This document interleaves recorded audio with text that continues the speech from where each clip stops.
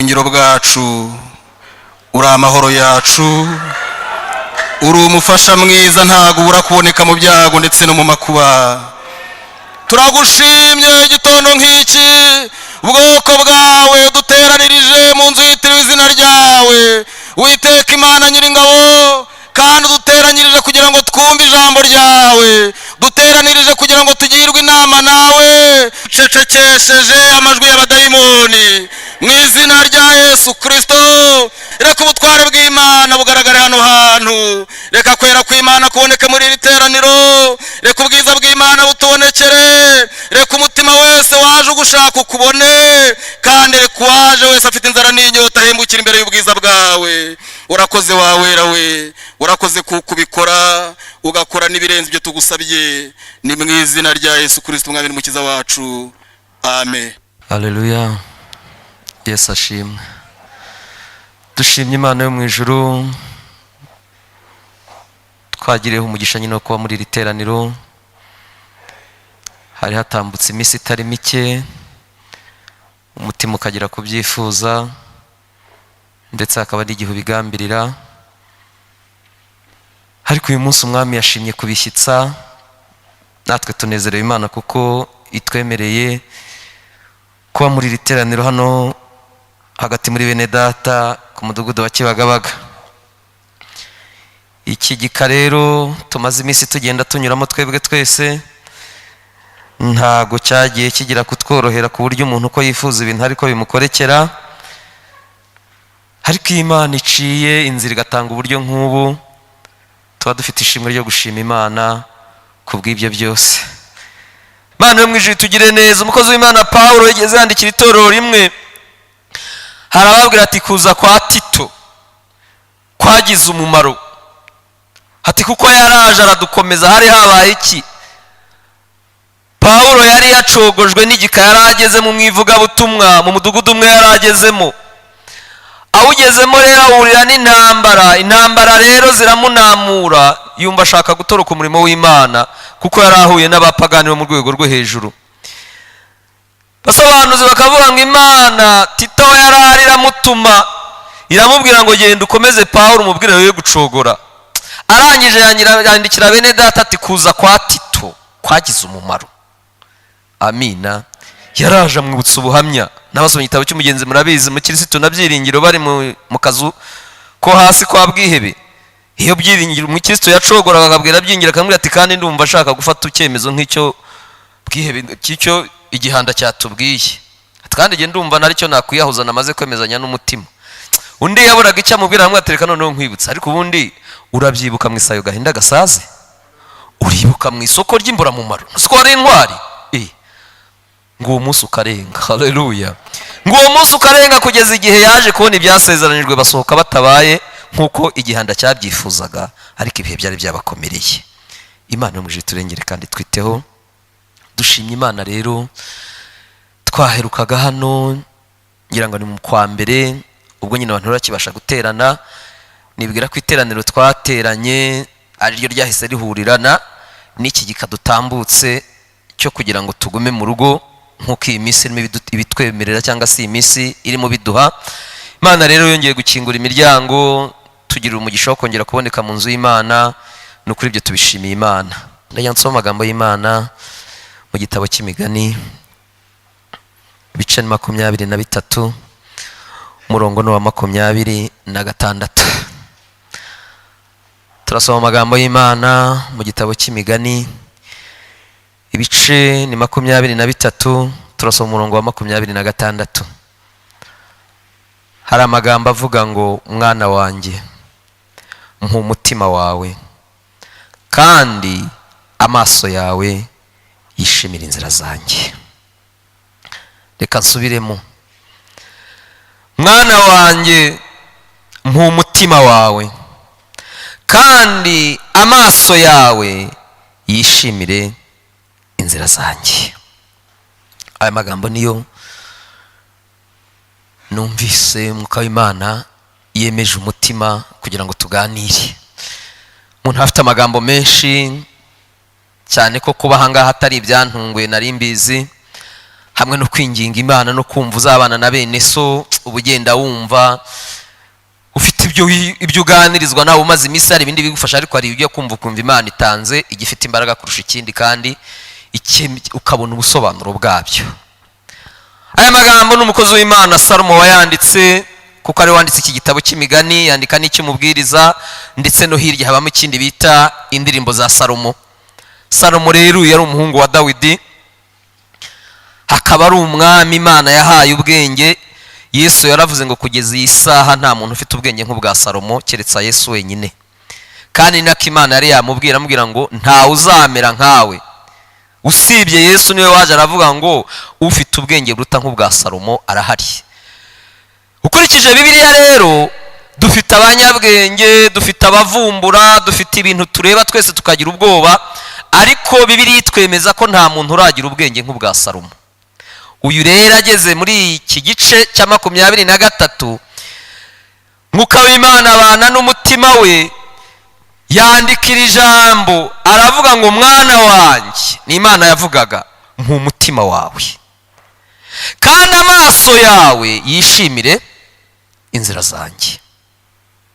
Harimo ibice bitatu muri aya magambo niyo nashatse ko tuganira: kuba umwana w'Imana, guha umutima Imana, no kwishimira inzira z'Imana. Akenshi Bibiliya igenda itwereka buryo ki Imana yifuza ko abantu bayimerera nuko idushaka. Kuba umwana w'Imana, mu butumwa bwiza bwa Kristo Yesu uko bwanditswe na Yohana igice cya mbere usomye ku murongo wa 12 haravuga ngo nuko abamwemeye bose yabahaye ubushobozi bwo kuba abana b'Imana. Abo ntibavutse nk'uko ubushake bw'umugabo n'umugore bigenda, abo ntibavutse uko byari biri, ahubwo ni ababyawe n'Imana. Bivuga ngo kuba umwana w'Imana ni ikindi gika hagati mu bantu. Si abantu bose b'abana b'Imana, oya, ntabwo abantu bose ari abana b'Imana. Kuba umwana w'Imana ni ikindi gika gihabwa umuntu. Bashobora kuba bake cyangwa bakaba benshi bitewe na so babyara, kuko ari we Mana. Imana itwishimire, amina. Mu buzima busanzwe rero bwa buri munsi, nanjye narimo mbashimira Imana ko Imana yaduhaye umwana. Usanga iteka umwana wese hari ibintu ahuriyeho n'umubyeyi we. Rwose hari umwana uvuka mu muryango, wareba isura ugasanga uwo mwana si uwabo, ariko yavuga bakavuga batavuga nka se cyangwa avuga nka nyina. Byanze bikunze hari ibintu biranga uyu mwana by'inkomoko y'aho akomoka, byanze bikunze. Hari ibyo batahuriraho kuko Abanyarwanda bavuga ngo indi byara mweru na muhima, ariko umwana w'ahantu agira ibintu bimuranga byanze bikunze. Hari abagira umugisha, wagera mu muryango ugasanga abana ku buryo nubwo mwahurira ku muhanda wahita uvuga uti uyu mwana ni mumugarure n'uwo kwa runaka, kubera isura. Ariko hakaba n'undi utagira iyo sura, ariko yagira imico, yagira ibikorwa, yagira imyifatire, bakavuga bati uyu mwana n'uwo kwa runaka, kubera ukuntu bamubonye n'abazi wa wundi, bakavuga bati uyu mwana iyi mico n'iyibunaka. Yewe usibye n'umwana n'igihugu, abatarambuka igihugu nyine ibyo ntiwabimenya, ariko n'igihugu yicyambutse abantu baramenya, bakamenya ko iki gihugu, aho igihugu wakivuyemo, aho uvuka hose ugira imico yaho. Amina. Ndagira ngo tuganire amagambo y'Imana. Mwana wanjye ni uw'Imana, mu mutima wawe kandi amaso yawe yishimire inzira zanjye. Hari ibiranga umwana w'Imana ku buryo utabyibeshyaho. Uyu muntu akaba ari uw'Imana. Itorero iri rya Kristo ritari iry'Abisiraheli, duhabwa iri zina ry'ubukirisitu, Bibiliya itwereka mu gitabo cy'ibyakozwe n'intumwa mu mudugudu bita Antiyokiya. Akarengane k'ibya Stefano kamaze kuba, abantu baratatanye. Uko gutatana aho umuntu agiye akagenda nyine akananirwa kwiyumanganya ibya Kristo akabibwira abamwegereye, itorero nuko ryagiye rigira ukugenda rivuka. Ariko abagiye mu gace ka Antiyokiya barimo ba Filipo n'abandi batembeye iyo ngiyo, bamaze kwiyegeranya batangiye no kubwiriza ubutumwa bwiza, niko biri tubwira, ibyo bavugaga abantu baravuga batari kaba ni bandi. Ntago Yesu ari wigeze wita abantu abakirisitu. Oya, ntago Bibiliya itwereka ko Yesu ari wigeze wita abantu abakirisitu. Abakirisitu, izina ubukirisitu ryiswe n'abapagani baryita abakirisitu kubera imico bari bafite. Baravuga ngo aba ni abakirisitu. Amina. Ntabwo ari Yesu wabatije abakirisitu kwitwa abakirisitu. Ni abantu babonye imyitwarire y'abakirisitu batari bitwa abakirisitu. Muri Antiyokiya niho izina bita ubukirisitu ryitiwe abantu, kubera ko bari babonanye imico ya gikirisitu, imico, ingendo, imvugo, imyifatire. Iyi Mana rero twitirirwa Data wa twese, iyi Mana yatubyaye ikibyara n'abandi, n'uyu munsi nawe yakubyara, niko Yohani yatubwiye ngo nuko abamwemeye bose. Igira imico, igira ibyo yasaho n'abo yabyaye. Ikintu cya mbere, Imana irera. Iyo niyo kamera y'ururembo rw'ijuru. Iyo kwera kutari muri wowe, ntabwo uri umwana w'Imana, kuko uwo muco ntabwo ufite. Kubera iki? Niko Yesaya yatwandikiye mu bice 3 by'igitabo cya Yesaya, igihe yahabwaga kubona Imana n'intebe n'ibyo ibayemo. Bibiliya yatubwira ngo Yesaya icyamubabaje kikamuvugisha induru ngo nuko yabonye kwera kw'Imana n'ab'ijuru baramya Imana mu kwera, ngo akakorwa n'isoni z'uko asa. Aravuga ati ndi umunyaminwa yanduye kandi ntuye hagati y'abanyaminwa yanduye, none ngezaho kwera kw'Imana kuri. Haleluya. Yesaya aravuga ati yewe mbonye ishyano kuko mbonye Imana ndi umunyaminwa yanduye kandi ntuye hagati y'abanyaminwa yanduye. Ngo yarabonye ab'ijuru bavuga ngo urera. Haleluya. Urera, urera, urera. Ni umuco w'Imana. Icyambere kiranga abana b'Imana ni ukwera. Amina, amina, amina. Ni ukwera. Niyo mpamvu umukozi w'Imana wandikiye itorero ry'Abaheburayo yaravuze ngo utejejwe ntazabona umwami. Siko ibice 12 umurongo wa 12 umurongo wa 14 havuga. Haravuga ngo tugire umwete wo kubana n'abantu bose amahoro n'uwo kwezwa, kuko utejejwe atazabona umwami Imana. Ntago kwera kw'Imana nakwinjiramo ntejejwe. Abana b'Imana rero icyambere kibaranga ni abera. Nusoma Zaburi ya 16, umukozi w'Imana Dawudi niwe wayanditse umurongo ngira ngo ni uwa 3. Yaranditse aravuga ngo abera bo mu isi nibo mfura nishimira. Niko iyo Zaburi ivuga. Abera bo mu isi nibo mfura Imana yishimira. Mwana wanjye, kuba umwana w'Imana hari isura ugira y'ubuzima bwa buri munsi y'ubumana muri wowe. Cya kabiri kiranga Imana, Imana irakiranuka. Amina. Imana irakiranuka. Niko umwanditsi yavuze, aravuze ngo ukiranuka ni uw'Imana, udakiranuka si uw'Imana. Mu mikiranga Imana, Imana irakiranuka. Ikiranga abana b'Imana bahorana umutima wo guhimbanira gushaka gukiranuka.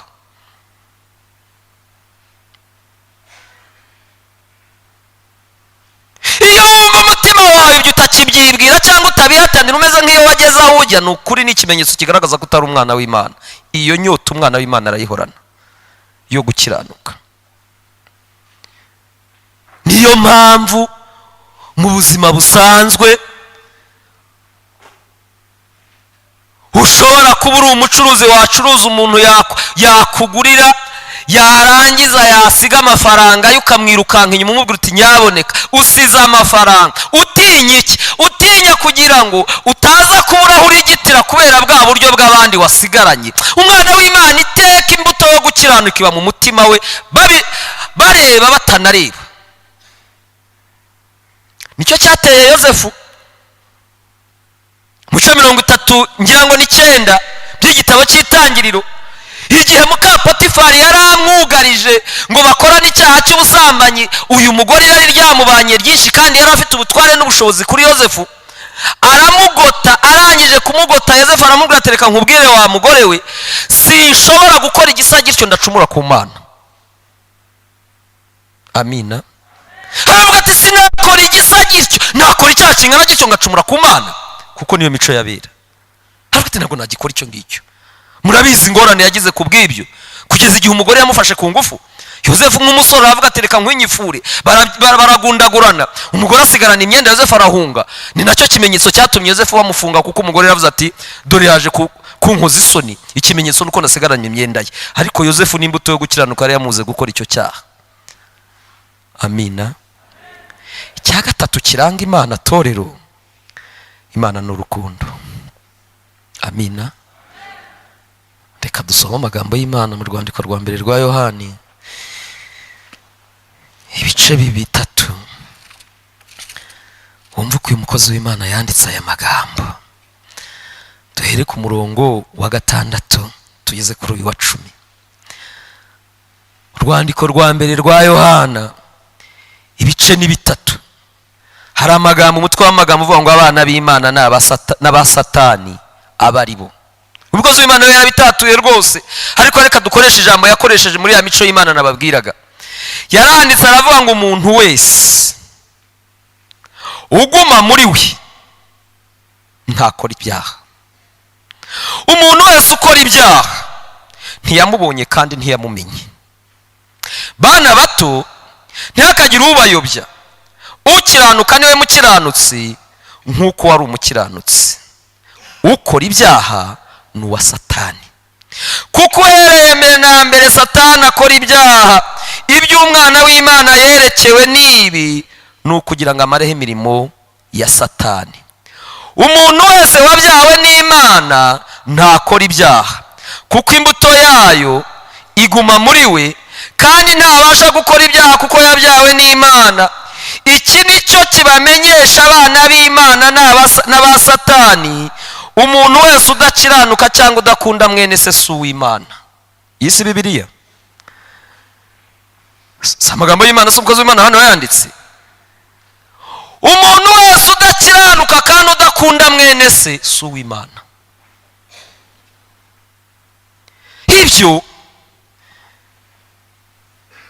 ni iby'ubuzima bw'abantu busanzwe.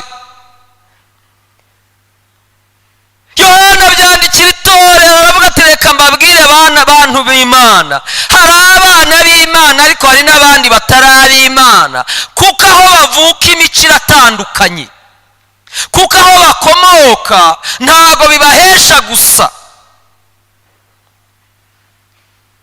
ntibibahesha gusa. harandika aravuga ngo umuntu wabyawe n'Imana akaba ari umwana w'Imana ntabwo icyaha kimugiraho imbaraga ngo kimutwaze igitugu. Amina. niba rero icyaha kikigutwaza igitugu, turaza kugira umwanya wo kujya inama. umuntu wabyawe n'Imana ntakora icyaha, kandi icyazanye Yesu ni ukugira ngo amareho imirimo yose ya Satani. iyo umuntu ageze aho ari igihe biganira n'abantu bakabwira bati ubwo se ninde udakora icyaha? ninde udakora icyaha se? n'intungane bwira icumuye 7, ntimukagezeho ngo muze mutugire ibyo ngibyo. ariko Bibiliya yavuze ngo ntakora icyaha, ntabwo bivuze ngo ntagwa mu cyaha, kuko hari ugukora icyaha hari no kugwa mu cyaha. kuko gukora icyaha bigira inzira, ntabwo ari umunsi umwe. Yakobo yarabyanditse arabwira ngo habanza irari rigatwita rikazagera igihe rikabyara icyaha. ni procedure. ariko kugwa mu cyaha ni impanuka. niyo mpamvu uyu mukozi w'Imana yavuze mu gice kibanziriza kiravuze ngo nihagira n'ukora icyaha dufite umurengezi kuri Imana ariwe Kristo. ariko icyaha ni ikintu gipanga umuntu akagikora. niyo mpamvu hirya nshaka kuza kubasonera ijambo bita mu mutima wawe. icyaha ni ikintu gipangwa bitewe n'impamvu zanjye bwite, bitewe n'umugambi w'icyo nshaka kugeraho. ariko uyu mukozi w'Imana aravuze ngo muri ibi biranga Imana, umwana w'Imana mu bimuranga, uyu mwana w'Imana iteka ntabwo icyaha kigirira umushinga wo kugikora. kuko impamvu atakigirira umushinga wo kugikora, hari imbuto y'Imana iguma muri we. hari n'abantu bagira umuco mwiza no mu buzima bwacu busanzwe, ugasanga iteka nubwo yagira ibibazo aba yumva aho yavutse atasebye umuryango. hari imiryango iteye uko nguko. ni nacyo cyajyaga gituma Abaheburayo bene Yakobo igihe bakindaga mushiki wabo Dina bageze i Shekemu, mushiki wabo bagiraga mushiki wabo umwe bitaga Dina kobwa wa Leya. bahageze umwana abuze abo bakina ajya gushaka abandi b'abakobwa bagenzi babo mu mudugudu w'i Shekemu. umusore umwe wari uhari ngo aramubenguka, arangije kumubenguka asanga nta kindi azakora, aramuterura. amuteruye Dina baragenda baramukingirana. Bibiliya ikoresha ikinyarwanda cyiza ngo baramukinda. umwana bamufata ku ngufu. bamufashe ku ngufu, inkuru nyine ntabwo zabuze kumenyekana kuko umwana atatashye. ariko ngo basaza be bari bagiye mu ishyamba. Yakobo abyumvise arababara, kuko ngo hari ibintu bimwe bitajyaga bikorwa mu Isiraheli. gukorera ibintu bimeze gutyo umukobwa wa Isiraheli cyaraziraga. wari umuco. haleluya. wari umuco, nta mukobwa wo mu Isiraheli wakwiyandarika, nta n'uwakorerwa ibyo. ibyo rero ngo byatumye bene Yakobo bavuye mu ishyamba bahurirana na Shekemu na se, ngo baje gusaba ngo bamumushyingire kugira ngo bashyire ibintu mu buryo, baje kwirega. ngo Yuda na Simiyoni baravuga bati iki mwakoze ntikijya gikorwa mu Isiraheli n'umunsi n'umwe. ngo baramusheshe kugeza igihe umudugudu bawurimbuje inkota, bica muramu wabo, bica umuryango. ngo Yakobo ngo bagira n'uburakari, baravuga bati n'izi nka zanyu ngo n'inka bazitema ibitsi. ngo bageze mu ngando se arababwira ngo bana banyu iki mwakoze? baravuga bati yasuzuguzaga mushiki wacu. se bashiki bacu barasuzugurwa. ninde wamubwiye ko mu Baheburayo uyu muco uhaba? haleluya. ntabwo uyu muco uhaba. hari umuryango ugira umuco. uyu muco ukaba watuma umuntu akoresha imbaraga nyinshi kubera gutinya gukora icyaha. umwana w'Imana ntakora icyaha. baravuga bati nubwo Dina yararutse akajya gukina n'abatagombaga gukina, ntabwo bari bafite uburenganzira bwo kumugenza uko nguko. niko bashoboye gukemura ikibazo muri iyo minsi yabo, kuko ariko babibonaga. ariko n'iki barwanaga nacyo.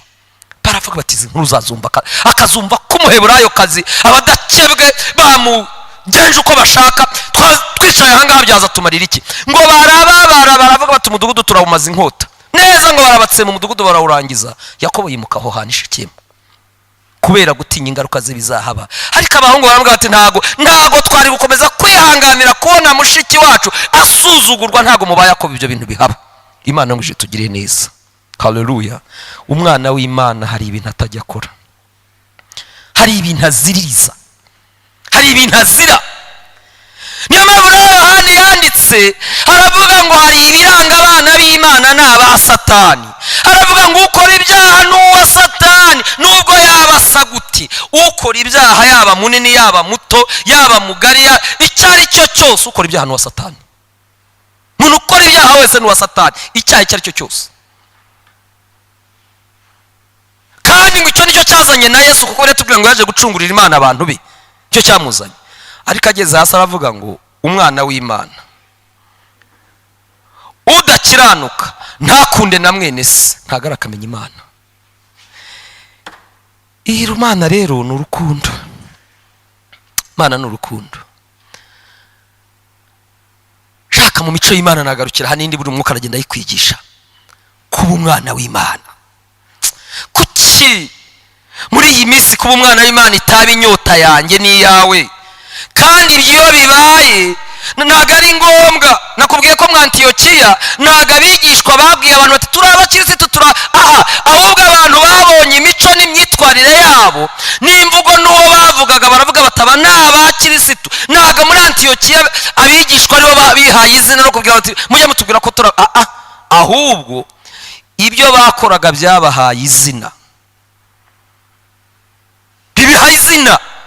niko umwana w'Imana ntabwo ari ibintu bisaba gukora publicité nyinshi, ahubwo icyo uri cyo nicyo gituma umuntu akwita icyo ubaye cyo. uzi ukuntu Yesu yatubwiye? yaravuze ngo igiti cyiza ntibashobora kucyita kibi, n'igiti kibi ntibashobora kucyita cyiza. igiti cyose iyo kimaze kwera umuntu aravuga ati ririya ni papayi, ririya ni ironji. ni nako yanatubwiye mu bice 7. haravuga ati ntimuzirirwe mugoka, mujye mutegereza imbuto z'igiti hanyuma mugihe izina. Imana muje turengere. haravuga ati mujye mutegereza imbuto z'igiti kubera ko amashereka y'igiti cyangwa se amatembabuzi yacyo niyo atanga kugira ngo imbuto nizijya kwera zera igisa n'iby'igiti kiricyo. ntabwo impanuka ishobora kuba ngo uzasanga igiti cy'ipapayi cyeze voka.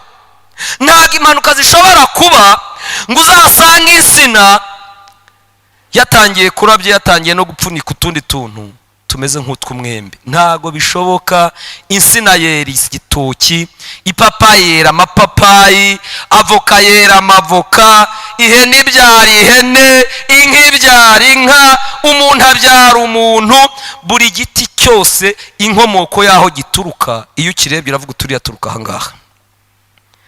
niho Yesu yavuze ngo ibyo ntibizabagore, muzategereze imbuto mujye mwanga uyu muntu si umukirisitu, kuko izi mbuto si iz'umwana w'Imana. uyu muntu ni umwana w'Imana. iyi mico, izi mbuto, ubu buzima ni ubw'umwana w'Imana. Imana muje tugire neza. Salomo rero arakomeza aravuga ngo mwana wanjye mu mutima wawe. ngeze ku ijambo bitaguha Imana umutima ho nagize cyangwa afite kuganiraho n'ubusobanuro hari bwaba bwinshi ariko ndabuhina. kuki Imana isaba umuntu umutima kandi ifite ubutware bwo kuba uyu mutima yawukoresha ibyo ishaka? nuko mu burenganzira Imana yahaye umuntu aba afite kugena igikorerwa mu mutima we. igihe kimwe Kayini ngo yigeze kubona icyerekezo. bari babiri mu isi, bari abantu 4, Adamu, Eva, Kayini w'imfura n'abera umukurikira. nta wundi muntu wari uhari, nta n'undi bari barabyigiyeho,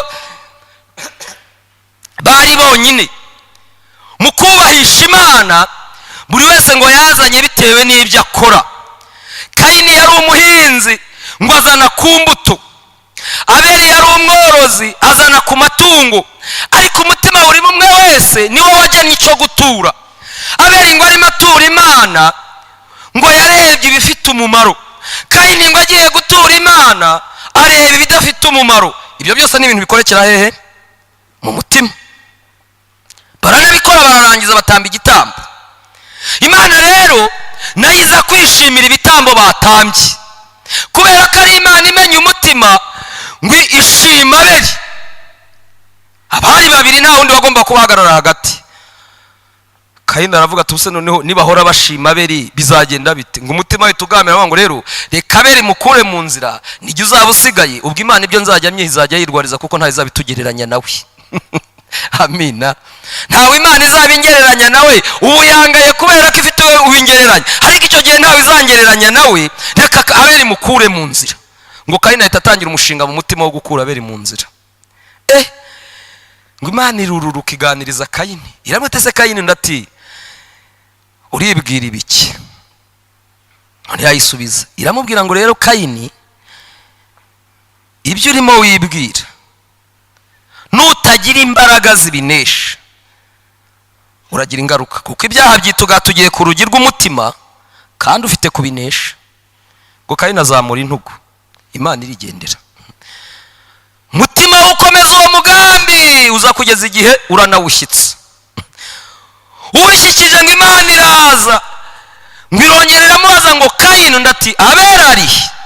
ariko atari ku bundi wampaye amahoro. Abeli bakomeza kumumbaza, Imana iramubwira ati reka tuvugane amanyakuri, amaraso ye ku butaka arimo arataka kubw'icyo wakoze twari twavuganye, ubaye igicamuke, baye inzererezi, mutima wawe wagushutse ukwambitse ibyo utari ukwiye kwambara. Ngo nibwo Kayini yibanduye aravuga ati none se wa Mana uranyirukanye? Kandi we umutima we wamubwiraga ko azasigara wenyine ntawe Imana imugereranya kuko ari wenyine. None ingaruka z'uko umutima we wakoze ibidakwiriye zitangiye kuza, haravuga ati Imana uzambona azanyica. Imana iravuga iti reka ngushyireho ikimenyetso, uzabanze urye igihano neza. Ngo imushyiraho ikimenyetso ati ntazagire uwica Kayini, ariko dore ikimenyetso kugira ngo azabanze arangize igifungo tumufunze. Yafunzwe icy'amaso, ngo yahindutse inzererezi mu isi, afungwa icy'amaso kugira ngo igihano akirye neza cyumve ari igicamuke. Ariko yazize iki? Yazize uyu mutima. Haleluya.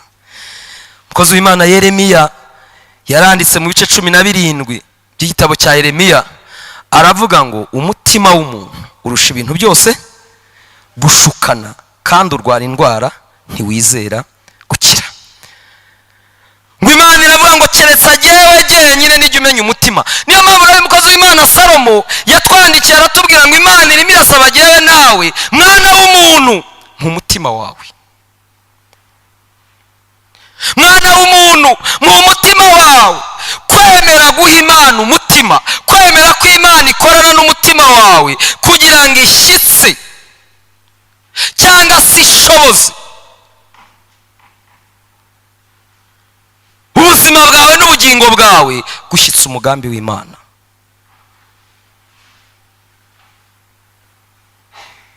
Imana itugirire neza kandi Imana iturengere. Kubera iki itorero ry'Imana? Mu bice 14 by'igitabo cyo kubara ku murongo wa 24 hari ijambo rivuga ngo Imana ibwira Mose imaze kumubwira ko ari abantu batazajya i Kanani, iramubwira ngo ntago bazajya i Kanani, ngo keretse Kalebu kuko yari afite undi mutima akumva ibyo muyobora. Uwo ni uzabona igihugu n'abasezeranije. Nese ugira ngo Kalebu yari afite umutima wenyine, abandi bene se ntibari bawufite? N'ukuri bari bawufite. Kandi aba bagabo bagiye gutata i Kanani uko bari 12, Bibiliya yatubwira ngo bari abagabo batoranijwe kubw'impamvu cya mbere bari inyangamugayo, icya kabiri yari abagabo bafite inararibonye, icya gatatu bari abagabo bazwi mu miryango kuko Imana yabwiye Mose ngo muri buri muryango bashaka umuntu. Umuryango w'Abalewi waravuga ngo ariko ninde twakohereza akazazana amakuru nk'ameze nk'ayo natwe twishakira. Umuryango wa Yuda ukavuga uti ninde twakohereza uzagenda akatubera inararibonye ku buryo yazana amakuru nk'abahigereye, kuko ibyo azazana tutazabijyaho impaka. Bari intoranywa, bari abagabo barobanuwe, bari abagabo bafite impamvu waheraho barobanura. Mu yandi magambo nta bandi babarutaga muri buri muryango. Kanani bagezeyo baratata, barangije gutata banazana amakuru y'ubutasi bakoze, ariko ngo bageze mu ngando imitima yabo niyo yateje ikibazo. Kuko mu ijambo Kalebu yababwiye bamaze guca intege Abisiraheli, ngo barababwiye ngo iby'Imana yavuze nibyo birahari.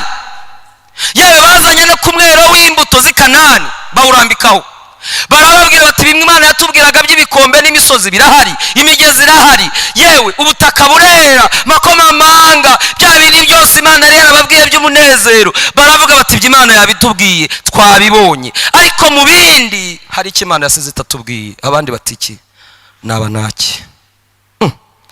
Barabaza bati abanaki ni abaki? Baravuga bati ni abagabo barebare kandi banini, iyo bakurebye wibona umeze nk'uruzukira, nk'inzige, nawe wabareba ukababona nk'uko. Baravuga bati rero nubwo iby'Imana yavuze bihari, ariko kuri iki gihari twanabonye ari abanyamwaga, ntawaturana nabo, ntawaba muri bo. Ngo Abisiraheli bose imitima yabo ihita izeyuka gukomeza urugendo rujya i Kanani. Kalebu na Yosuwa ngo bahita babikubita imbere bashishimura imyambaro,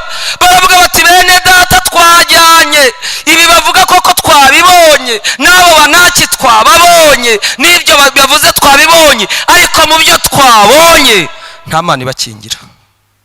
Haleluya. Twabonye nta mana ibakingira. Ntimugome, mureke tujye guhindura igihugu. Niba Uwiteka twishimira azaduha igihugu. Abandi baravuga ati niwatera amabuye, murashaka kujya kutwicisha i Kanani, murashaka kutumarisha Abanaki. Aho rero ngo ni Imana yarondoye umutima, iravuga ngo umutima wa Kalebu nzawuha igihugu, kuko yari afite umutima utameze nk'uw'abandi bantu. Mwana wanjye, mu mutima wawe, kandi uyu mutima uwuha Imana. Amina. Umutima, ahandi umwanditsi yaravuze ngo rinda umutima wawe kurusha ibindi byose birindwa, kuko ariho iby'ubugingo bikomoka. Intambara y'umutima ni ikintu gikomeye, kuko Yesu yanaduhaye urugero. Ubwo ngo abigishwa be mu bice 7 bya Mariko, abigishwa be ngo barimo baca mu murima w'amasaka, ngo bagenda nako ngo bari bariye badakarabye. Abafarisayo begera Yesu baramubwira ati ariko aba bigishwa bawe ko bica gahunda. Undi ati se babigenje gute? Aravuga ati koko nta soni batinyuke kurya bataje bikishije intoki mu mazi. Ngo Yesu arabavumbukana aravuga ati mwebwe Imana yarabavuze munkundisha ururimi ariko imitima yanyu ikamba kure. Aravuga ati ntacyo bakoze kibi. Agerageza kubabwira nabo ibyo bakora kandi Imana yarabihamije. Aravuga ati none se ko mwebwe mwica itegeko ry'Imana kugira ngo musohoze imihango yayo? Ntabwo Imana yavuze ngo ujye wubaha so na nyoko?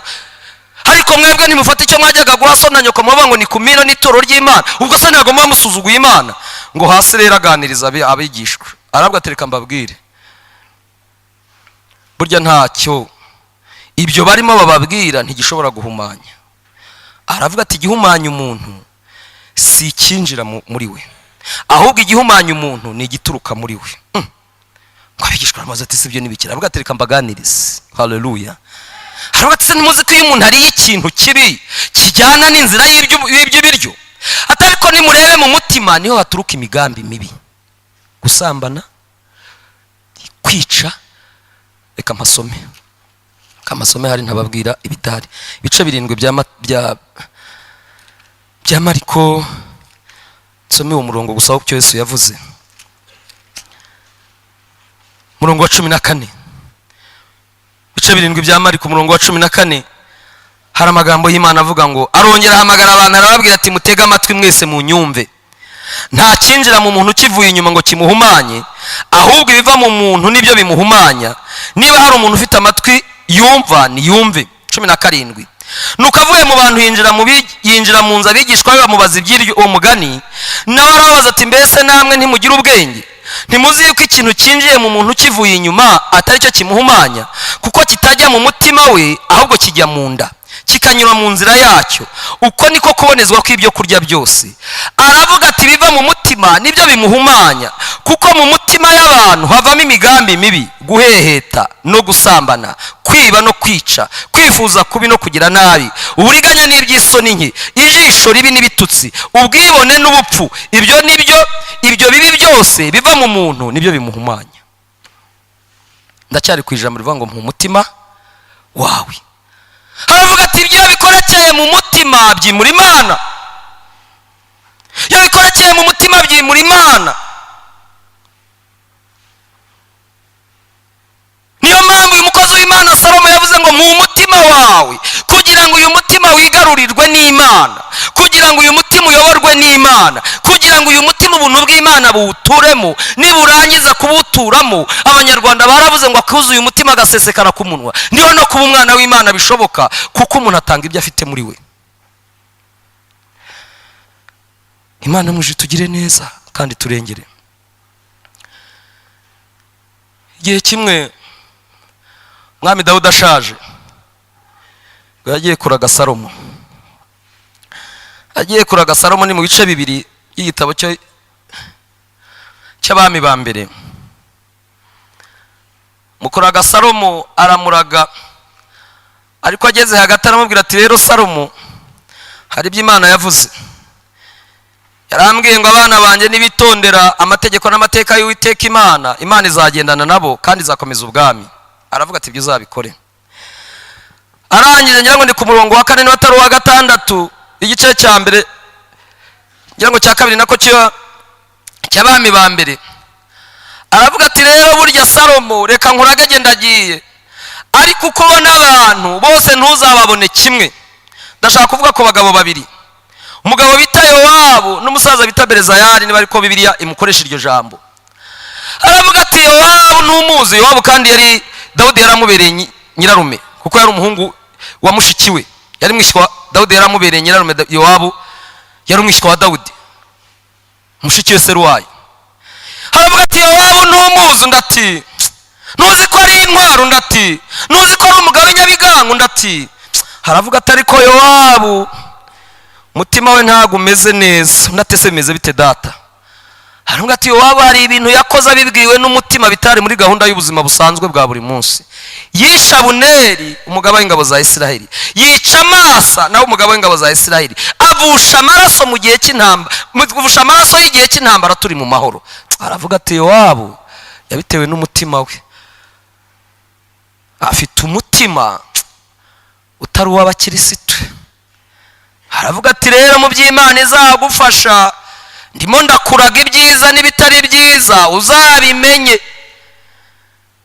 Ariko Berezayari yarangaburiye igihe nahungaga mwene Sabusoromo, arangaburira mu butayu abantu bose barimo bankomera, barimo bashimeyi, ariko umutima w'umutinyutsa gutinyuka icyo kibazo aza kungaburira. Aravuga ati nukuri mu bazajya basangirira iwawe nawe uzamushyire ku meza ajya asangira n'abandi, kubera ko iyi mitima niyo abakozi yari abagaragu ba Dawudi bose, ariko iyi mitima yari itandukanye.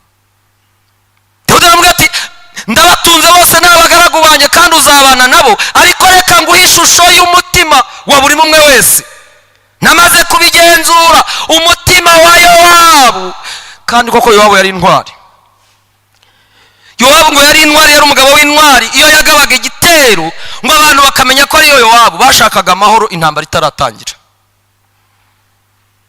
Yari umugabo wubatse izina, yari umugabo wafashe amahanga, yari umugabo watitije amahanga. Ariko ngo umutima wa Yowabu, kubera ko ibyavuye mu mutima byawanduje, ni ukuri Yowabu ntagaruka yari umugabo, yari umunya. Ariko ngo Yowabu yazize iki? Yahoye icya Abuneri. Rya jambo twasomye muri Yohani ryavuze ngo udakunda si uw'Imana. Abuneri yari yarishe murumuna wa Yowabu bita Asaheli bari mu ntambara kwa Sawuli. Njango wa Dawudi n'uwa Sawuli birimo birwana. Yowabu ngo arahinduka atera icumu Asaheli, ngo ariteye yabanje mu gatari ko Asaheli wagiye hirya cyangwa hino, naza guhindukira nkagutera icumu kunda, nazareba n'amaso mete na mwene so Yowabu cyangwa Abishayi.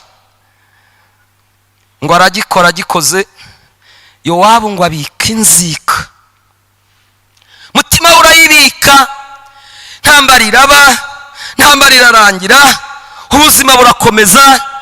Ngo bigera igihe abantu bose babona amahoro akwiye kuba amahoro.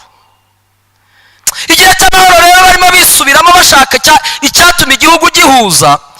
Ngo Yowabu yicaza abantu aravuga ati ariko ubu tuzahora mu ntambara gute? Mwaretse tugasanga bene data tugakemura ibibazo twagiranye, ubuzima bugakomeza. Ngo baramubwira bati nukuri. Yowabu ngo ajya kubibwira umwami, aravuga ati ko ingabo zose ari izawe, waretse igihugu kikaba amahoro koko. Umuntu azakomeza agenze mwene se, ntago tuzamarana, ikizaberuka si umubabaro n'agahinda. Ngo Yowabu araza biganira na Dawidi. Ngo Dawidi aramubwira ati Yowabu nuko nanabune ibyo nibyo watekesheje ibirya Abuneri bakoresha umunsi mukuru. Ngo arangije Dawidi aramubwira ati ngaho genda amahoro, uzabwira aba bantu bazi igihugu twiyunge, ntacyo tupfuwa ni bene data. Kandi kuko bari bene se, niba bamwe bari Abayuda abandi bari Ababenjamini, nta kibazo cyari gihari, ahubwo cyari igika cyabagize. Biratubwira ngo Yowabu we ntago ibyo birori yabirayemo kuko ntiyari ari mu murwa. Ngo aje ageze mu nzira abantu baramubwira bati Yowabu we ntago wabaye mu birori byabaye ibwami, uyu munsi umwijima wari umaze mu Isiraheli turabona ugenda utamuruka. Undi ati habaye iki? Aravuga ati Abuneri yaje, umwami yamugaburiye, yamurahije, yanamusezereye, amahoro yagiye. Yewe we ngo umutima wa Yowabu ugarura bya bindi yabitse. Ngo ahita atuma intumwa ati mugende murebe ahageze. Ngo bamugarura amagandagazo y'amasha, ngo babwira Abuneri ngo ati garuka ibwami baracyagushaka nubwo wagiye ariko hari ibintu bagira ngo munoze neza kuko bari bakiri mu mishyikirano yo gushyira ibintu mu buryo. Ngo Abuneri aragaruka ariko agarutse Yowabu ngo amukura mu bandi ngo amujyana ku ruhande nk'abaganira. Umwanditsi wa Bibiliya yavuze ngo Abuneri ntiyitaye ku nkota yari ku itako rya Yowabu kuko Yowabu yakoreshaga imoso. Ngo igihe barimo baganira mu kuruza indyo nk'ushaka kumusoma kuko wari umuco w'Abayuda wo guhana ikaze, ngo akuruje uburyo akuza mu kuboko kw'ibumoso ahita amutikura inkota igwa hasi, ngo amutikura mu nda aragenda ayitura hasi. Abuneri arapfa. Dawudi ngo arababara ngo kugeza igihe abantu baravuga batoya bamaze iminsi mu ntambara, iyi ni inzika. Nubwo umwami yiyorobetse yagira ngo abitegeka Yowabu abikoze. Niba Dawudi byaramuguye amatwi ntubimbaze. Ngo umunsi wo kujya gushyingura Abuneri, Dawudi ngo yagiye imbere arira, ngo abwira Abisirayeli bati nimuririre Abuneri. Nta ntwari yagiraga Isirayeli imeze nka Abuneri. Kubona Abuneri apfa afata aboshya amaboko kuko ari umusirikare w'igihangange, koko afata aboshya amaboko inyuma bamwice nk'umusivire utarize imbunda. Ngo aravuga ati mw'Abisirayeli mwe nubwo ndi umwami, Isirayeli yapfushije igikomangoma. Abuneri yari umugabo w'intwari. Bibiliya tubwira ngo Abisirayeli bose baravuga ngo uyu mugambi ntiwaturutse kuri Dawidi. Turabibonye umwami nta ruhare, ntago wakwishubi. Yagize ibimenyetso bigaragaza ko Dawidi byabaye nta kibazo yabigizemo, ngo Abisirayeli bose barabivuga. Ngo Abuneri arataha araryama inkota yayoza ku mukandara arayibika. Amaso uyu nguyu Abuneri yishe nanone byari ibibazo by'intambara. Uyu Amasi nawe yari uwo kwa base wabo hafi aho, ariko kubera ko yari imiryango yagiranye ibibazo, mu gihe bashakaga kwiyunga nawe aragaruka yiyunga na Dawidi. Ngo Dawidi aramubwira ati rero Amasi teranya Abisirayeli amuha iminsi twongere dushaka inama yatuma tuba mu mahoro. Ngo abateranyije ntibazira hari igihe umwami yari yamubwiye. Abuneri rero nawe ngo aramwubikira we na mwene se nawe bamuca igihanga, ngo kuko bavuga ati ko mbona umwami atangiye kugenda agira abayiyegereza ubu twebwe ntazadutera umugongo akatwirukana. Bagenda bakuraho abazaba, we bamwiciye igomwa kuko yari hafi mu muryango. Baravuga ati uyu muntu ni intwari natwe turi izindi, ariko mu butwari bwacu hari ibyo umwami atunenga natwe twiyiziho. Nidukomeza kubabembekereza umwami azabona abo kudusimbura. Nawe ngo bamucishamo inkota baramwica. Umwami aravuga ati iki ni icyaha cy'umutima ntago ari icyaha cy'ibibazo. Amina. Aravuga ati iki cyaha bagikoreshejwe n'umutima wabo ntago ari icyaha cy'ibibazo. Niyo mpamvu uyu mwanditsi yavuze ngo mwana wanjye mu mutima wawe. Agiye kuraga Salomo rero aravuga ati Salomo Abuneri yakoze ibintu mbona byatewe n'umutima we bidatewe n'impamvu y'ibihe. Twari amahoro nta ntambara yari ihari, ngo we waguye ku rugamba yica Yowabu nako yica Abuneri umwami umugaba w'ingabo za Isirayeli, amwica mu gihe cy'amahoro, amwica nk'intambara kandi turi mu mahoro. Yica Amasi umugaba w'ingabo. Aravuga ati abo bantu uko uzigira inama n'Imana izabigufashemo, umutima we ntago ari uw'abakirisitu, ntago ari abana b'Imana. Ariko hasi aramubwira ngo Berezayari, niba ariko ndivuze hari muri hangana gihe wasoma ugasanga si nkuko ryitwa, we rwose ujye usangirira nabo ku meza kuko jye nagize ibibazo mpunga mwene Abusalomu, abantu bose babona ko byari igihe cyabyo, ndahunga ndiruka. Ngeze mu nzira we ntiyakwita ibyo abandi bagira, umutima w'umwemeza kunzanira ibyo kumfasha hamwe nabo twari turi kumwe. Basomye babiri murabizi, yamuzaniye amafarashi atwara abana b'umwami, amuzanira imizabibu, amuzanira ibintu. Aho abandi barimo bamutera umukungugu ba Shimeyi, aho barimo bamutukaho gati genda bakoresheje ijambo ntari busubiremo nubwo Bibiliya ryanditse. Ariko ngo ndaraza umunyamumaro mu gihe abandi babonaga nta mumaro ukwiye kuhaba. Aravuga ati uwo, haleluya, uwo mutima ntazabure ku meza uriraho. Amina. Mwana wanjye mu mutima wawe kandi amaso yawe yishimire inzira zanjye. Reka turangirize ku nzira dusenga Imana. Imana yo mwijuru tugire neza. Reka turangirize ku nzira kuki Imana isaba ko umuntu akwiye kwishimira inzira z'Imana. mwana wanjye mu mutima wawe, kandi amaso yawe yishimira inzira zanjye. bivuga ngo hari inzira z'Imana zitandukanye n'izacu twibwira. Imana rero igasaba umuntu iteka gukunda inzira zayo kurusha ize, kuko izaca iteka zibamo amarangamutima.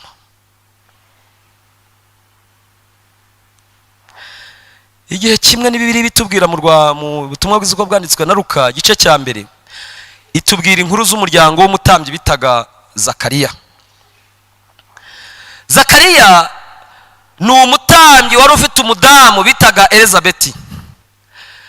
Bibiliya tubwira ngo bari abakiranutsi, ariko muri ubwo bukiranutsi bwabo hari ikibazo bagize kandi bumvaga gikwiye gukemuka, kuko bo nta mwana bari bafite uzashobora gusimbura se mu butambyi. Akenshi umuhungu yasimburaga se mu butambyi, niko umuhango wari uteye. ngo bamara igihe babisengera Imana batari ko wa Mana we waturengeye natwe ukaduha umwana. Igihe cy'ubugeni kirarangira, igihe cy'ubujigija kirarangira, ubusaza burabafata. ngo ubusaza bumaze kubafata, ariko birigira ijambo ikoresha rivuga ngo bari bakomeje kuba bakiranutsi. Amina. Bakomeje kuba bakiranutsi. Zakariya ntiyacogora ku murimo w'Imana nubwo afite umutwaro yabuze gitura. ngo ariko igihe kimwe nk'uko ubufindo bwari buri, Zakariya aba ari utoranywa kugira ngo ajye gutamba igitambo cy'umwaka muri icyo gihe. ngo ari mu rusengero arimo atamba igitambo, ariko aragitambana umutima wakomeretse kubera ikibazo amaranye iminsi. Ndimo ndashaka kubaganiza inzira z'Imana. Amina. Inzira zanjye z'Imana zitandukanye n'iz'umuntu yibwira. Zakariya na Elizabeti ngo bamaze kuganira bati rero mukecuru reka twiyakire, reka twiyakire. kandi koko ubuze uko agira aba yakubonye. Siko Abanyarwanda baca umugani, iyo ubuze uko ugira uba wakubonye. bari bakubonye rero. barangije rero ko ndimo ndasohoza kuri iryo jambo, Bibiliya tubwira ngo Zakariya arimo atamba, Imana yohereza Gaburiyeli, marayika ushinzwe ubutumwa. ngo araza ahagarara imbere y'igicaniro. murabizi ko iyo umutambyi umwaka yajyaga gutamba yagendaga ari wenyine, bakamwambika umugozi uriho inzogera kugira ngo naza kugirira ikibazo ahera baze kubona uburyo bamukurura. Zakariya yahageze kuko amasaha yo gutamba bari bayazi, cyangwa se umwanya hamara, we ngo yaratinze. baravuga bati se yapfuye. iyo rero bapfaga bakururaga bamugozi. iyo bagukira muzima wakubitaga ikirenge inzogera ikavuga. Zakariya rero bakurura yakubita ikirenge bakumva inzogera, bataracyari muzima ariko yamaze umwanya. bayoberwa icyabaye. nawe rero ngo yahuriye n'ibindi bintu. ngo Gaburiyeli yaraje aramubwira ati Zakariya, ndi Gaburiyeli, igihe mumaze musenga Imana yumvise gusenga kwanyu, nzanye igisubizo cy'amasengesho. umukecuru wawe Elizabeti agiye kubyara umwana. Zakariya aravuga ati ariko Mana yo mu ijuru, bazatugaragaza hagati kugeza ryari?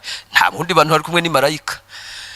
ngo Zakariya neza kumufata, w'inzira yarangije kuziha umuhora, yamaze kumenya ko bitagishoboka. Zakariya ngo arabyanga kubyemera. ngo Gaburiyeli aramubwira ati jyewe ndi Gaburiyeli, mbana n'Imana, ni jyewe ugutumyeho. Zakariya akomeje kubyanga. Gaburiyeli aravuga ati reka nkwereke, jye ntabwo nshyogoranya nawe kugeza igihe bizaba, nibwo uzanongera no kuvuga. ngo marayika aramubwira ati ntuzongera no kuvuga kugeza igihe ibyo bizagira gute? bizabera, kuko washidikanyije inzira z'Imana. Zakariya kandi koko ntabwo ari kumurenganya. none se Elizabeti bamubwiraga, uzasoma icyo gice, uzi ko Elizabeti yatwise akabihisha kugeza igihe Gaburiyeli abibwira Mariya. Mariya se we wagiye bwa mbere kumukura mu nzu, yaraheze mu nzu ari umukecuru. avuga ati ariko abantu bazabona umukecuru atwite ubu ntibazantera amabuye. Ubuse ibi bibaho? si ishyano, ninde byabayeho? Elizabeti ngo yaratwite abihishe Gaburiyeli ageze kwa Mariya aramubwira ati dore na mubyara wawe Elizabeti mwavuga ko ari ingumba, aratwite ndetse marayika amubwira n'amezi. Mariya aravuga ati umuryango twese twarihanaguye. ngo yarirukanse ahageze aramuhamagara. Elizabeti ngo nibwo yasohotse mu nzu umwana akinnye, aramubwira ati uri umunyamahirwe wa mukobwa we, kandi kugira umugisha ukabuja aha. Ntose yamusabiye umugisha se uko yaragiye kumukura mu nzu ngo ajye mu bantu ntiyari yaraheze mu nzu, yarananiwe gusohoka avuga ati abazabona umukecuru watwise ibintu ni ibiki? bizagenda bite? kuko inzira z'Imana si nk'iza bantu. uyu mukozi w'Imana rero, Imana umwuka w'Imana umukoreshejemo aravuga ngo kandi amaso yawe, haleluya, yishimira inzira zanjye. ugende buke nshuti y'umusaraba, inzira zawe zitaza cyangwa zanjye zitaza kubisikana n'iz'Imana, kuko iz'Imana iteka ni iz'Imana, ariko nanjye ngira izanjye, ariko iyo zihuye zijya zigira umusaruro. Imana itwishimire kandi umwami Imana tugirire neza. Haramubwira ati inzira zawe, kandi amaso yawe yishimira inzira zawe. Niki gitera umutima iteka gushidikanya? Igihe kimwe ndimo ndasoza, Yesu ngo yabanye n'iteraniro, arangije kuribana naryo, bamuha ubutumwa bwiza bwa Matayo 14. Ngo bigera igihe abantu rwose bamarana nayo iminsi bifuza kurya cyangwa se abigishwa ngo atariko aba bantu babasezerere bagacanga bakagenda bakajya gushaka ibyo kubatunga. Yesu aravuga ati murabatunga. Baravuga ati ariko mwami koko ubu butayu turimo iki ahantu hakakaye abantu turabagaburira iki? Ngo batese mufite iki? Bamubwira ibyo bari bafite. Aravuga ati nimubicaze inteko. Baricara nk'uko mwicaye mu myanya. Ngo afata umutsima arawushimira, afata amasamaki arayashimira. Aravuga ati ngaho nimubahe. Biratubwira ngo bari nk'abagabo 5,000 utabari abana n'abagore. Ubwo tuvuga bo biratubwiye abandi nyiko barinza abo ngabo. Ngo abigishwa barabagaburira. Barangije kurya, abantu nyine umuntu wese uriye unahaze arasigaza. Kubera ko hari mu butayu ngo icyo umuntu yasigazaga niba ari umugati ari umutsima ariye, icyo asigaje ahaza agahita akijugunye hasi. Yesu arabwira ati reka mbabwire mwabigishwa, mutoragura icyo basize, nimubacemo. Ngene muca uko bicaye mutoragura utuvungukira. Ngo abigishwa bagatoragura bajugunya mu ntangara, bagatoragura bajugunya mu nkangara, ngo byuzure inkangara 12. Noneho rero ukabigishwa babaciyemo, hari ikiganiro baganiriye n'abantu, kuko abantu bari bamaze guhaga, abigishwa bakabacamo bavuga ati igize ibirenge ntoragure, kwese kuki wawutaye? Aravuga ati nukuri twaguye neza, umwami mwagize umugisha kubana n'umwami. Noneho bagenda baremera abigishwa ibyo babaye byo, ngo abigishwa nabo baravuga ati nukuri kutagenda n'umwami ntako bisa, mwami abantu basonza akabagaburira. Yesu ngo arabireba aravuga ati ababigishwa ko bashobora kugira ikibazo, ko mbona abantu bamaze kubereka ko bagize icyo babango. Yesu ahita atangira ishuri. Ngo aravuga ati rero abigishwa ati mujye mu bwato maze nsezerera abantu ndabasanga. Ngo bagiyemo batabyumva neza, ariko kuko yari umwami umuyobozi aba ari umuyobozi, ngo bajya mu bwato. Yesu asigara asezerera abantu. Aho kubakurikira mu nyanja, Yesu azamuka umusozi ajya gusenga. Ngo hanyuma hamanuka umuraba, yewe ngo urabagusura. Biratubwira ngo guturuka ku mugoroba kugeza mu nkoko babura ifatizo. Murabura bagosora, urupfu rurabasatira, ngo baranarwakira. Ngo bagennye amazi birabananira, bigeze igihe ngo barekura ubwato. Harimo abasare ba Petero bari barabaye mu busare, bene Zebedeyi babaga mu nyanja. Inyanja bari bayifitiye ubumenyi bwinshi, ariko ngo inyanja yabarushije gushega, barayireka baravuga ati mureke dutagiriza urupfu. Ngo byarinze bigera mu nkoko, ngo Yesu arabimenya ko bageze aho rukomeye, ngo aza basanga mu nkoko. Kubera ukuntu urupfu rwamaze kuba rwinshi muri bo, kubera ukuntu bamaze kwakira ibiri bubaho, baremye inzira yo gupfa, nta kindi basigaje inyuma. Yesu rero ngo aje agenda, ngo bamubonye kubera ko ibitekerezo n'ibyo bibwira, inzira y'umutima wabo yamaze gusatirwa n'urupfu, nta kindi kintu gukira ntibakibona, barabona gupfa gusa. Ngo bamubonye baravuga ati n'ubundi uyu nawaje muri ya system y'urupfu. Ngo baravugana baravuga bati rero ngo araza rwose, babona arabasatira. Hari mu nkoko, ntibarebaga ngo barebe neza, kandi bakibaza nta muntu barabona agendera hejuru y'amazi. Baravuga bati nta kindi gishobora gukora iki ngiki usibye umuzimu, kandi nawe nta kizima tuzaniye, nta kiza kiva mu muzimu, nawe azanye urupfu nk'uko tumaranye amasaha atari make, none rero ubu nawe agiye kutwica. Ngo Yesu abagezeho niyo nzira bari bafite. Mwana wanjye, amaso yawe yishimira inzira zanjye. Inzira yabo bari bamaze kubona urupfu. Ngo Yesu arababwira ati rero nimuhumure. Ngo bavuze ngo nibahumure, Petero aramubwira ati ariko mwami ni wowe. Undi ati nukuri nigiye, niba ari wowe tegeka nanjye nzi. Yesu aramubwira ati ngwino. Petero ngo arambarambaranya, ahaguruka mu bwato aragenda, ariko ngo agiye kubera ko inzira zabo zamaze kuzura urupfu, umuraba wari utaragahagarara. Yesu yarataragaruka umuraba, n'ubundi umuraba wari ugishega amazi yarakibajugunya. Petero rero ngo atera intambwe imwe asanga Yesu, umuraba urashibuye, ushibuye aravuga ati ariko ubundi naba nigerejeho nkaba ngiye atariwe. Abandi byibura mu bwato, hari igihe bwari guca ubwato bukageraho bubogama, none jyewe nikuye mu bwato ngiye ubwato bukigenda. Aravuga ati ubu naba mpfuye, atangira kuraranganya amaso, yaranganyije amaso, amazi baramujyanye. Aravuga ati nagiye mwami. Yesu ngo arambura ukuboko aravuga ati wafite kwizera gukiwe. Ngo arangije ahita abwira amazi ati mugenze buke. Amina. Ngo abwira n'umuraba ati genza bukeya. Ngo bajya mu bwato barambuka. Inzira z'Imana si nk'izacu. Ndagira ngo dufate akanya dusenga Imana. Mwana wanjye mu mutima wawe, kandi amaso yawe yishimira inzira zanjye. Imana itugirire neza. Ndagira ngo dufate akanya dusenga Imana. Hari ibiranga umwana w'Imana, hari umutima umwana w'Imana agendana, hari n'inzira z'Imana zitandukanye n'izacu. Turangiriza mu rwandiko Yakobo yanditse rwa mbere, dusenga Imana. Rwandiko rwa mbere rwa Yakobo ni igice cya mbere n'ubundi umurongo wa mbere tugeze ku wa gatanu, ndibwira niba atari uw'umunani. Dufata akanya dusenga Imana, ndibwira n'igihe kibidutegeka. Rwandiko rwa mbere Yakobo yanditse, rwandiko rwa Yakobo igice cya mbere murongo wa kabiri tugeze ku murongo w'umunani. Ibyerekeye ibigeragezo n'ibishuko niko umutwe w'amagambo uvuga. Bene data, murongo wa kabiri, mwemere ko ari iby'ibyishimo rwose n'ingubwa gitumo n'ibibagerageza bitari bimwe, mumenye yuko kugeragezwa ko kwizera kwanyu gutera kwihangana. Ariko mureke kwihangana gusohoza umurimo wako, mubone gutungana rwose mushyitse mutabuzeho na gato. Ariko niba hari umuntu muri mwe ubuze ubwenge, abusaba Imana iha abantu bose itimana itishama, kandi azabuhabwa. Ariko rero usaba yizere ari ntacyo ashidikanya, kuko ushidikanya ameze nk'umuraba wo mu nyanja ujyanwa n'umuyaga ushushubikanywa. Umeze atyo ye kwibwira ko azagira icyo ahabwa n'Umwami Imana, kuko umuntu w'imitima ibiri anamuka mu nzira ze zose. Ndagira ngo dufate akanya dusenga Imana. Bene data, nimugubwa gitumo n'ibibagerageza bitari bimwe, mumenye ko kugerageza kwizera kwanyu kugira icyo kurema, gutera kwihangana. Ariko mureke kwihangana gusohoza iki? Gusohoza umurimo wako. Ariko niba hagize n'ugize icyo abura, nagisaba Imana, kuko itanga itishama, ariko kandi akwiye kwisaba yizeye, kuko umuntu w'imitima ibiri anamuka mu nzira ze zose. Ndagira ngo dufate akanya dusenga Imana.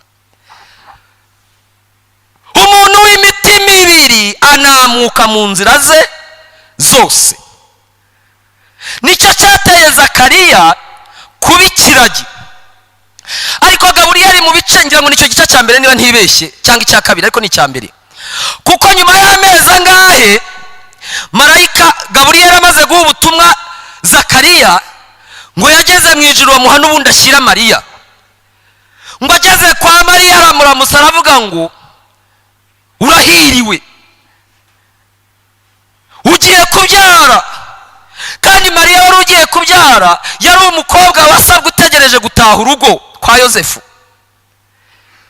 Aravuga ati ni ishyano, none iki kigeragezo mpuye nacyo ni iki? Usa ngiye kubyara nzishingira, none se ku itariki y'ubukwe bashobora kuba bari bifite, hari ibintu byari bihari byagaragaza ko Mariya azashyingirwa. Uragira ngo mbigenze bite? Ngo Mariya ntiyajya kure, aramubwira ati ariko ibintu uvuze urabizi, nta mugabo ngira, itariki yo gusezerana ntiraba, keretse niba neza urambwira ngo ngiye gutwita, ndatwita igihe baduhaye ubwo ngo aramubwira ati ni ukuri Umwami Imana azagukingiriza. Amina. Kuko uzabyara azitwa umuhiri. Ndetse aramubwira ati na Elizabeti wavugaga ko ari ingumba mubyara wawe, dore amezi afite aya nayo. Mariya ntago yigeze ajya kure. Ndimo ndavuga ku ijambo ry'umuntu ufite imitima ibiri. Mariya yari afite Yosefu, yari fiancé we, yari abizi. Kandi Yosefu itariki yo gusezerana yari ihari, cyangwa se imihango nk'uko natwe tugira itariki umuntu azasezerana yari ihari. Ariko marayika yari amutunguye. Ntago Mariya yigeze anavugana na marayika ngo ati ndi marayika, oya. Ariko Mariya ngo yahise avuga ngo ndi umuja wa Nyagasani. Ibyo uvuze pingirirweho. Ntago Gaburiyeli yigeze arwana, yahise anisubirirayo. Mariya, umutima wa Mariya ntabwo wigeze ugira kubamo ibiri. waravuze atari ibintu ariko Zakariya we byarakomeye. Mariya w'inzira z'Imana, Imana yamuhaye kuzumva vuba, aravuga ati dore ndi umuja wa Nyagasani, ibyo uvuze bingirirweho. Marayika aravuga ati natangaga ubutumwa ngaho ndigendeye, Imana ikugire neza kandi kurengere. Kandi yaje kubyara bose, Imana ibyo yavuze byarasohoye kuko zari inzira z'Imana. Ndagira ngo dufate akanya dusenga Imana. Imana iguha umugisha. Bene data, nimugubwa gitumo nibagerageza byinshi, nimuhagarike umutima, kuko kugerageza ko kwizera kwacu hari byo kutukoremera gutera kwihangana, ariko intego yacu ni ukureka kwihangana kugasohoza umurimo wako. kuko niba hari ugize icyabura nagisaba Imana, ubuze ubwenge busaba Imana, Imana itanga itishama. Mu yandi magambo Yakobo yaramubwira ati ntimuve mu masengesho amavi hasi, mugerageze mwegere Imana, ntago izabura Imana gukora ibyo yagambiriye. Ariko ndacyari kuri ijambo nsorejeho ngo inzira, amaso yawe yishimira inzira zanjye. Ndagira ngo dufate akanya dusenga Imana.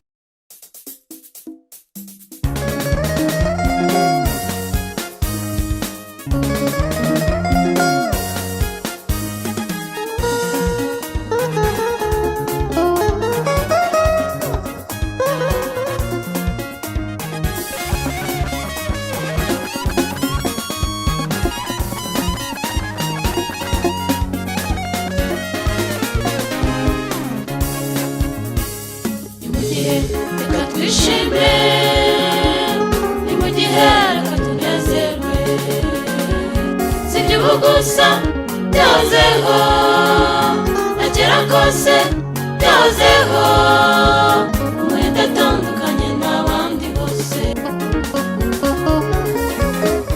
Ni mu gihe reka twishime, ni mu gihe reka tunezerwe. Si iby'ubu gusa byazeho agera kose byazeho umwenda atandukanye n'abandi bose.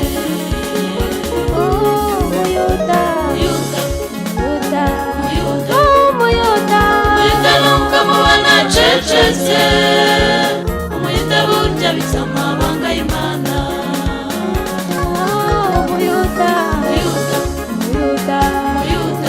Umuyuda ntukamubona acecetse, umuyuda burya bisa amabanga y'Imana.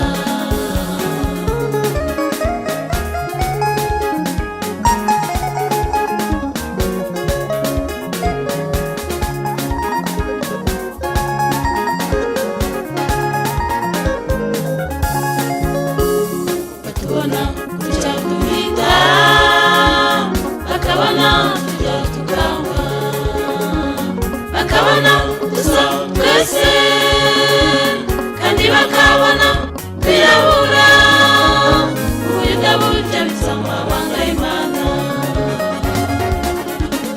Batubona gutya duhita, bakabona tujya tukanywa, bakabona gusa twese, kandi bakabona kwirabura, umuyuda burya bisa amabanga y'Imana.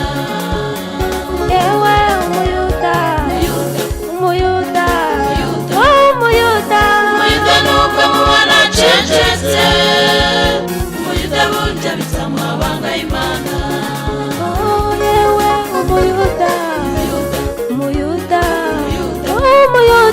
Umuyuda ntukamubona acecetse, umuyuda burya bisa amabanga y'Imana.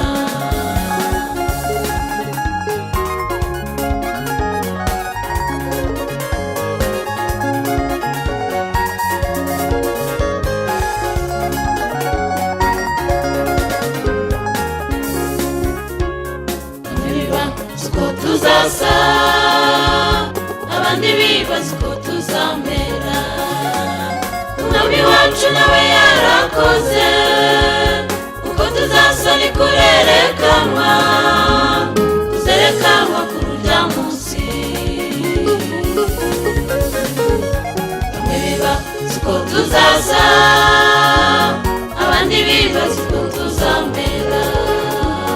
Umwami wacu nawe yarakoze, uko tuzasa ni kurerekanwa, kuzerekanwa kuri urya munsi